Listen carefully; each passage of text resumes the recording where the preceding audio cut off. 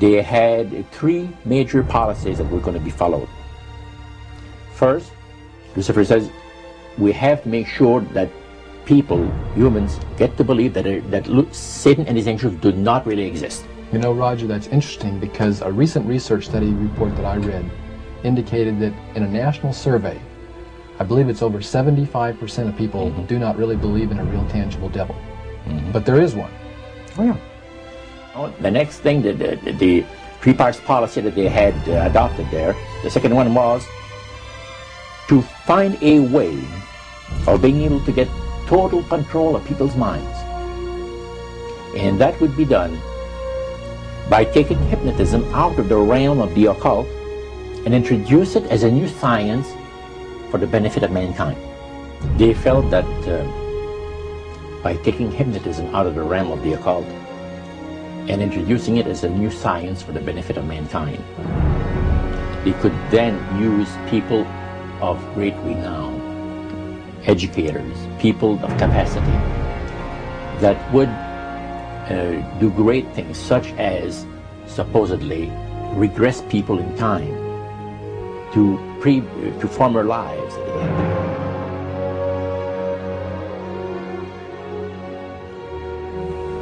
And of course, after the session is over, the person would not know a thing about ancient history. And the person she or he has talked about performing, certain deeds, let's say, 3,000 or 4,000 years ago.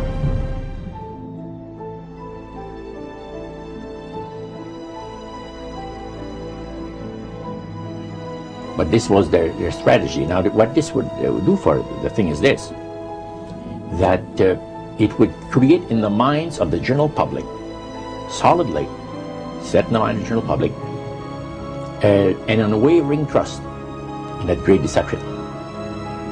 So now this would be a way of de-Christianizing the Western world through the avenue of mysticism.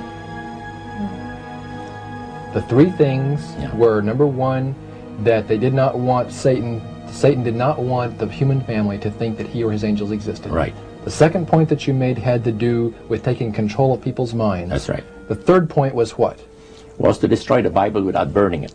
Okay. See? And what was his strategy on that? On that, it was very interesting. Because after the Great General Council,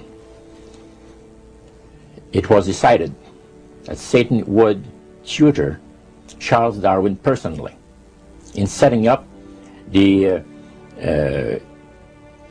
principles of his theories of evolution.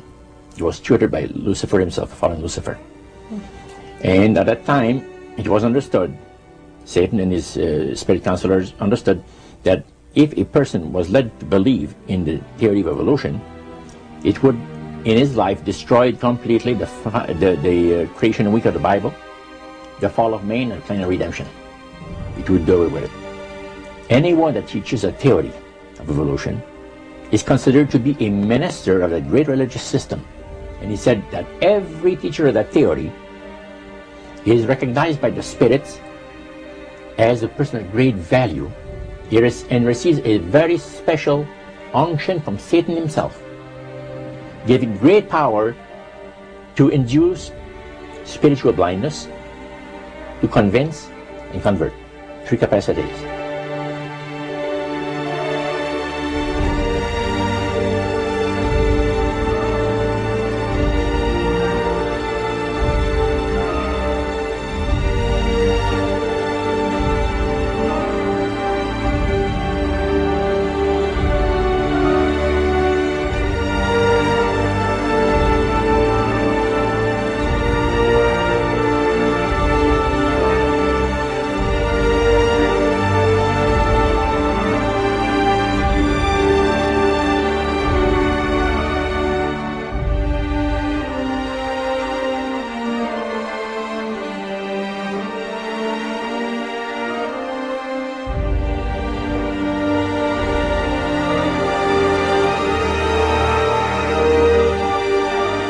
This is the grain plane, the Master's grain plane.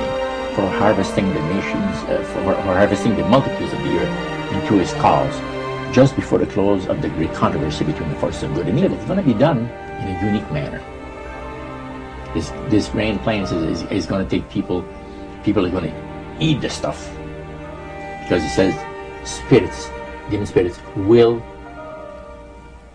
declare themselves to be inhabitants of far distant planets in the galaxies that are coming to warn the inhabitants of planet Earth of the impending destruction of the planet, unless something seriously proper is done to avoid it.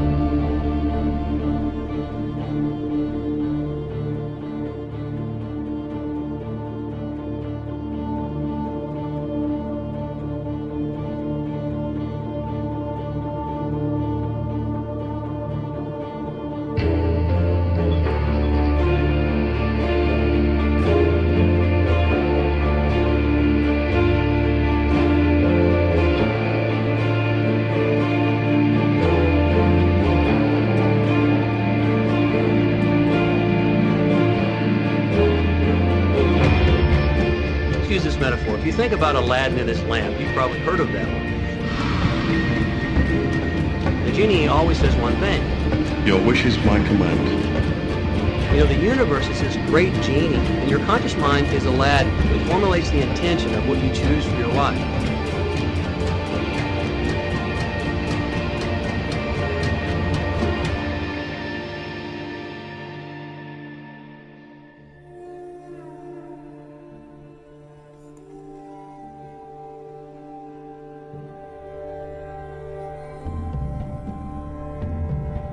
At the very heart and core of all these secret societies lurks the Kabbalah. It is a method of encoding information through a system of mathematics and numbers. These people that belong to the secret societies never dared to write down in any language what they knew, what it was that they were guarding, because then someone could steal it and then the secret would be out. So they took this knowledge and they made it occult through a system of encoding, encryption, one of which is mathematics, numbers. Another is architecture. Everybody wonder, why do they have a fraternal organization called the Freemasons? Aren't those the guys that build walls? You bet they do. But every wall they build contains the secrets that have been kept and maintained throughout the ages, and it's encoded in the architecture and in the measurements of the buildings and in the mathematical formulas used to derive the geometry, the shape, the length and breadth and height of rooms. It's all encoded there.